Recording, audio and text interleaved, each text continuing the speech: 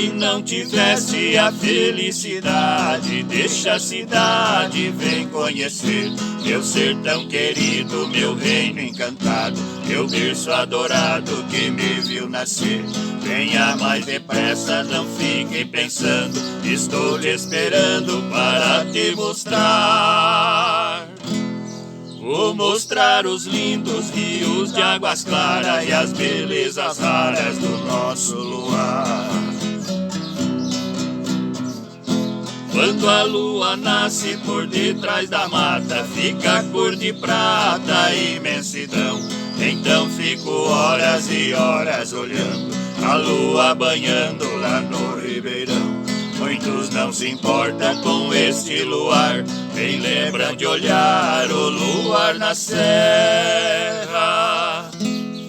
Mas estes não vivem, são seres humanos que estão vegetando em cima da terra. Quando a lua esconde, logo rompe a aurora. Vou dizer agora do amanhecer. Raios vermelhados riscam o horizonte. O sol lá no monte começa a nascer. Lá na mata canta toda a passarada, e lá na paiada pia o chororó. O rei do terreiro abre a garganta, bate a asa e canta em cima do paiol.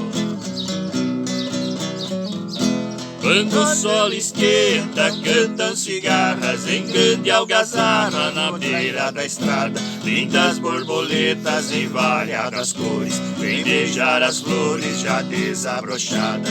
Esse pedacinho de chão encantado foi abençoado por nosso Senhor.